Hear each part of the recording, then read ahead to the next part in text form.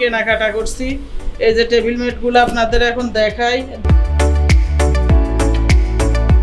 আসসালামু আলাইকুম, সবাই কেমন আছো? আমার ছেলে মেয়ে ভাই বোনেরা, আমি আলহামদুলিল্লাহ সবাইকে নিয়ে ভালো আছি, তোমাদের দোয়াই আল্লাহর রহমতে। তো আরেকটা ভিডিও নিয়ে চলে আসছি, যেটা হলো আজকে শুরু করব হলো আমার ছোট্ট গার্ডেন থেকে, ছোট্ট গার্ডেন মানে ছোট্ট বারান্দার বাগান থেকে তোমাদের সাথে ছোট্ট করে ভিডিও শেয়ার করা শুরু করে দিছি। যেটা হলো তোমাদের সাথে একটা আপডেট দিই। সেদিন আমি যে এই গাছগুলো লাগাইছি, এই যে ধনিয়া পাতার গাছ, তো এই যে আমার গাছগুলো খুব সুন্দর জীবিত হয়ে একবারে টকটকে সকসকে হয়ে আছে। এই যে টকটকে সকসকে সবগুলো সুন্দর। এটার অর্থ কি অনেকে হয়তো জানে না।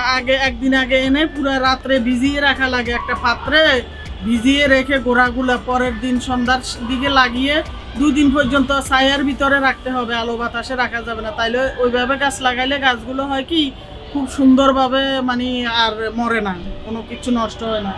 আর যেটা হলো এই যে 12 মাসি মরিচ গাছ লাগাইছি, তোমাদের সাথে একটু শেয়ার করি, কারণ আমি তো গাছ পাগল মানুষ, এই জন্যই আমি তোমাদের সাথে শেয়ার না করলে আমার ভালো লাগে না। এক আপু আমাকে বুদ্ধি দিছে যে এই যে এখানে এই সবজির খোসা, তারপরে চাউলের পানি, ডিমের খোসা সব কিছু এই যে আমি পচার জন্য এগুলো এখানে খোসাগুলো রাখছি, পচে তারপর ওই পানিটা আমি গাছে দিব। এখানে 12 মাসি গাছ লাগাইছি, এটা মরিচ গাছ, কি সুন্দর জিতে গেছে, একই সিস্টেমে লাগাইছি আমি আরও 2-3 দিন আগে। আর এটা হলো বোম্বা মরিচ গাছ, এটা বোম্বা মরিচ গাছ, এগুলো লাগাইছি। আর আমার শাকগুলো দেখো তোমরা কি সুন্দর হয়েছে। আমি একদিন শাকগুলো উঠাবো, নাকি আজকে উঠাবো না, একদিন আরো বড় হোক, আরো বড় হোক না, একদিন শাকগুলো উঠাবো, এখান থেকে রান্না করবো। তো বুঝোই তো, নিজের গাছের বারান্দা নিজের হাতের শাকগুলো উঠিয়ে আসলে একটা জিনিস খাওয়া যে কি আনন্দের, সেটা হোক অল্প, কিন্তু কিনেও তো খাওয়া যায়। আসলে নিজেরটা আলাদা একটা শান্তি, আলাদা একটা ভালো লাগে। তো আর কি এখন একটু পানি দিই বিকালবেলা, যেহেতু একটু পানি দিবে আর কি। তো শাশুড়ি দেখো যেরকম গাছ পাগল, বউ একটা পাইছি, ছেলের বউ কিন্তু গাছ পাগল, পাগলে পাগলে বনে গেছে এখন। যেটা হলো পাগলে পাগলে মেন্টাল হসপিটাল। ওই সাইডে শাশুড়ি গাছ নিয়ে পাগল, এই সাইডে ছেলের বউ গাছ নিয়ে পাগল। তো এগুলো হলো স্মরণে লাগাই, প্রতিযোগিতামূলক চলছে, আমি আর ওর মধ্যে অনেক গাছ লাগানো নিয়ে। ও গাছ পাগল, একটু পানি দিয়ে দিই, তারা তো নাই অফিসে, তো যে এগুলোও আমি পানি দিই সবসময়। দেখি ওরা তো অফিসে থাকে সবসময়, বাসায় থাকে না, দিতেও পারে না, আসে রাত্রে। যারা এখনো ইউটিউব চ্যানেলটা সাবস্ক্রাইব করো নাই, তারা কিন্তু সাবস্ক্রাইব করে রাখবে, আর ফেসবুক পেজটা লাইক দিয়ে ফলো দিয়ে রাখবে। তো আমরা সবাই মিলে একটু নিচে গেছি, শরণ, ইউকামণি, শোভন, ওর আব্বু, আমরা ঘুরে ঘুরে অনেক কিছু, ওই যে আলু আমাদের ওই সাইডে আলু বা ওই দিন খাইছি যে আলু ভাজাগুলো, ওগুলো খাইলাম, কফি খাইলাম, ওগুলার ভিডিও করি নাই। শোভন বলে আজকে আর ওগুলো ভিডিও করবো না, ডেইলি থাক। তো কি করছি, আমরা দুইজনে, স্বামী হাজব্যান্ড আর আমি গিয়ে আমরা এই যে টেবিল ম্যাট কিনে আনছি ওই সাইড থেকে। তো আমার জন্য 2টা প্লাজো আনছি, এই টুকিটাকে একটু কেনাকাটা করছি। এই যে টেবিল ম্যাটগুলো আপনাদের এখন দেখিয়ে এবং আমি টেবিলে বিছাবো।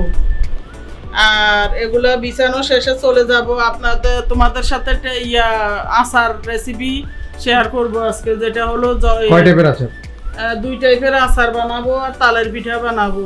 সেই রেসিপিগুলোই আজকে শেয়ার করব, এই চিন্তা ভাবনার মধ্যে আছে, সেই জন্য আর অন্য কিছু করি নাই। লম্বাটা কই এমনই একটু হেল্প করো, এটা বিছাও, ধরো 1 2 আসো না কেন, কি এটা এদিকে বিছাও, ওগুলো একটু নামাও, বুঝে নামিয়ে এটা মাঝখান বরাবর বিছাও। ওগুলো নামাও। টেবিল ম্যাট নিয়ে আসছি এই জন্য যে আমার এই টেবিলটা গরম কিছু রাখা যায় না, নষ্ট হয়ে যায়। তো চিন্তা এগুলো কি প্লেট বিছানোর জন্য? হ্যাঁ, এগুলো প্লেট বিছানোর জন্য টেবিল, এগুলো প্লেট ম্যাটই বলে। তো এই ফিট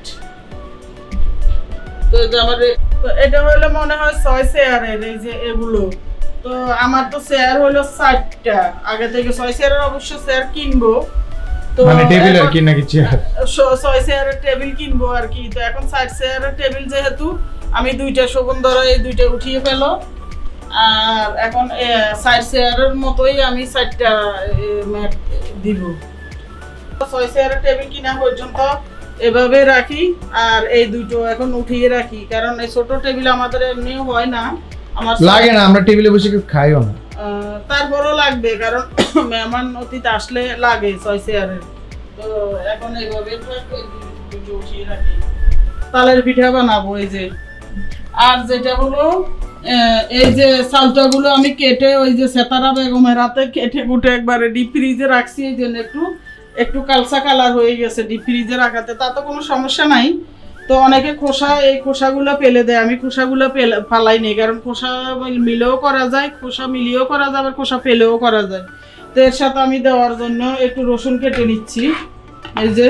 আর এই তালের রস বাইর করে থুইছি ডিপ ফ্রিজ থেকে, শোভন নাকি পিঠা খাবে তালের, সেই জন্য। তো এখনো গলছে, পিঠাও বানাবো, দেখি রসুনগুলো একটু কেটে নিই। তো এই যে আচারের জন্য রসুন কাটা শেষ। আর আচারের মধ্যে রসুন দিলে হয় কি, ওই আচারগুলো দীর্ঘদিন অনেক ভালো থাকে। রসুন এমনি অনিষ্টকারী একটা জিনিস, ওষুধীয়, মানে নষ্ট করে না। তো এখন আমি চলে আসছি হলো করবো, এটারে কি বলে, পাঁচফোড়ন টেলে নিব, একটু হালকা টেলে নিয়ে আমি এগুলা ব্লেন্ডারে আদা বাটা করে নিব, বেশি না, বেশি মিহি করব না। তো এভাবে আর কি আমি ব্লেন্ডারে এগুলা গুঁড়া করে নিব, একটু আদা গুঁড়া করি। আমি কিভাবে করি সেটা দেখাবো অবশ্য। থাক, এই পাকে আমি পাঁচফোড়নের সাথে কিছু এই যে গোটা কালা মরিচ দিয়ে দিব, ও আদা ভাঙ্গা করব একটু গুঁড়া পাঁচফোড়ন। আর মানে আদা গুঁড়া আর কি, হ্যাঁ আদা গুঁড়া, মানে পুরোপুরি গুঁড়া না, এটাও এইভাবে করে নিব আমি, এর সাথে পাঁচফোড়নের সাথে একসাথেই ব্লেন্ড করে নিব। এই সাইডে বলে পাঁচফোড়ন হতে থাক একটু। আসলে গরমে অস্থির হয়ে যায়, আমি কতগুলো রেসিপি একসাথে করতে চাই, রান্না করে তো গরমে টিকেই যায় না, অলরেডি গামি একবারে শেষ। সব থেকে একটু দূরে থাকি, কিন্তু সেটা তো সম্ভব না। ফ্রিজে আমরা কেটে রাখছি, মানে বেশি দিন হয়েছে তো, বরিশালেতে আনছে, আসলে ভালো থাকে না। তো আমি কেটে এইভাবে সেতারা বেগমের হাতে কেটে কুটে একবারে আমি ডিপ ফ্রিজে না, নর্মাল ফ্রিজে রেখে দিছি। এখন বের করছি, একটু খেয়ে দেখি, মিষ্টি আছে। আর একটু হবে। তেলে পাঁচফোড়নটা ঠান্ডা করে নিছি, এখন ব্লেন্ড করে গুঁড়ো করে করতে যাচ্ছি।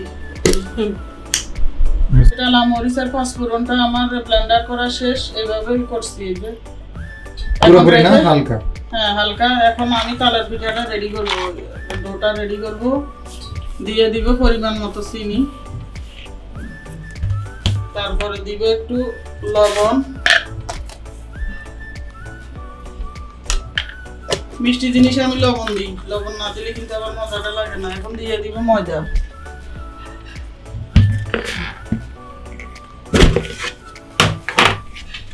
দিয়ে দিলাম।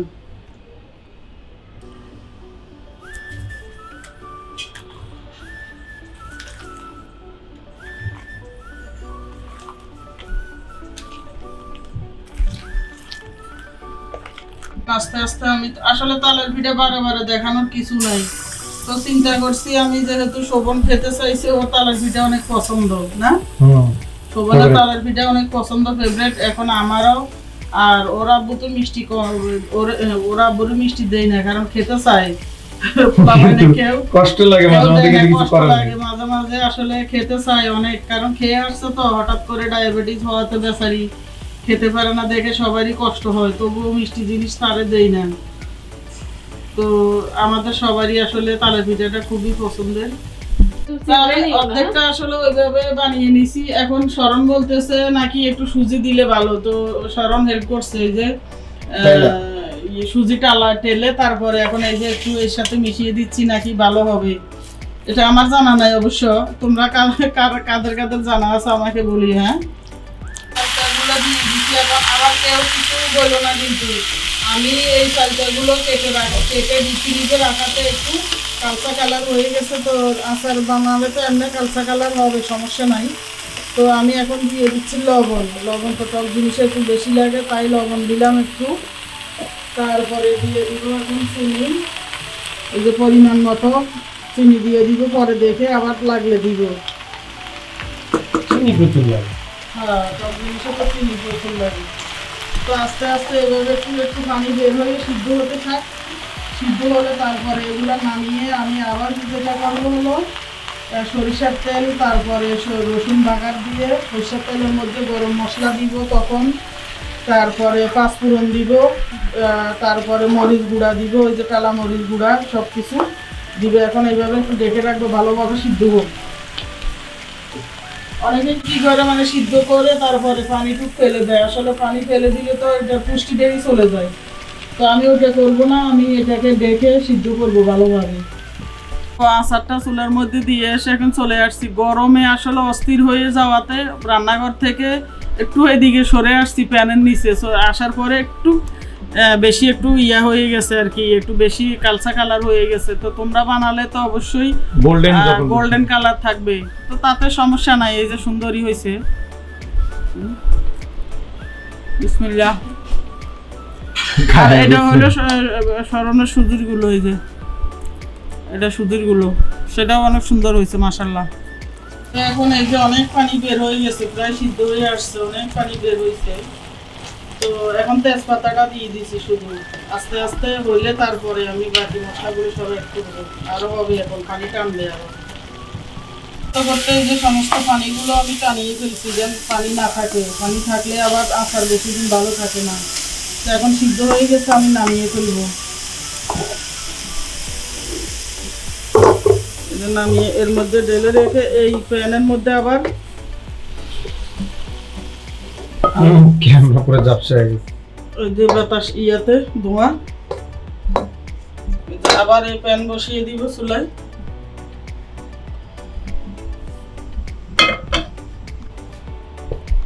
এই যে নামিয়ে ঢেলে রেখেছি। এখন দিয়ে দিব এই প্যানের মধ্যে সরিষার তেল। প্রথমে অল্প দিব, কারণ ওই সরিষা রসুনটা কালার করে নি, বাদামি কালার করে নি রসুনটা আগে। তো অর্ধেক আমি এই আমরা আচারের জন্য রেখে দিব, আর অর্ধেক একটু বেশি দিব এখানে, কারণ আমরা তো বেশি না। রসুনটা একটু গোল্ড কালার হয়ে যায়। ফেনা ধরে গেছে, এই যে ভিতরে রসুন কি কালার হচ্ছে তাও বোঝা যাচ্ছে না। তারপরেও টেনে টেনে এইভাবে দেখবো। রসুনটা এখন ব্রাউন কালার হয়ে গেছে, যে তোলাও যায় না, এই যে ব্রাউন কালার হয়ে গেছে। এখন আমি আরো সরিষার তেল এড করবো এর সাথে, কারণ বেশি সরিষার তেল আগে দেই নাই। এখন আরো সরিষার তেল এড করে তার সাথে আমি সরিষার তেলের জাদু চোখ জ্বলে। এখন দিয়ে দিব এই যে আগে সিদ্ধ করে রাখা চালটা গুলো, চালটা দিয়ে ও বাবা গো গরম।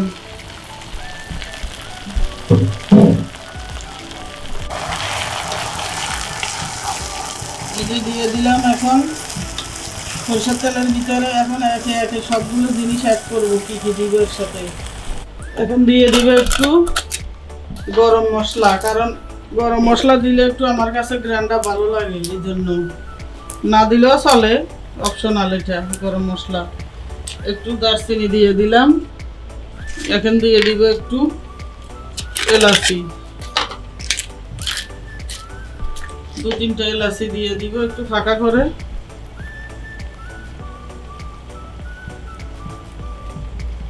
গ্রানটা সুন্দর আসবে।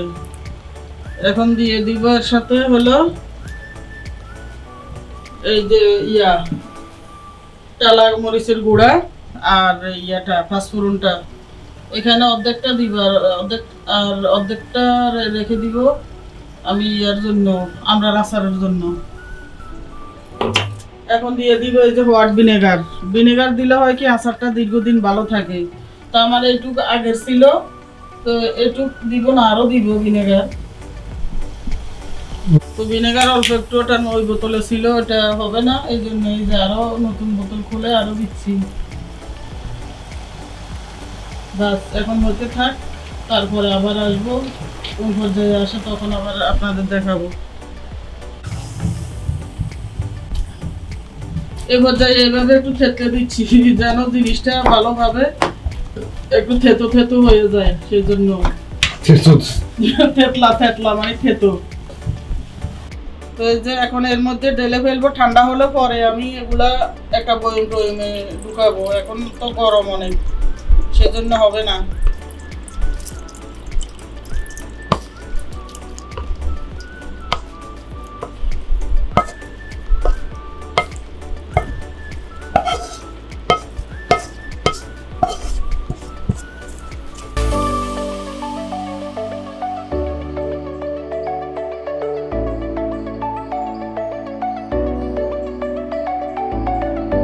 তো একটা খেয়ে তোমাদের এখন দেখাই কেমন হয়েছে। আসলে আমি এর আগে একটু দেখছি মুখে দিয়ে, অনেক মজাই লাগছে, তারপরে তোমাদের বলি কেমন হয়েছে।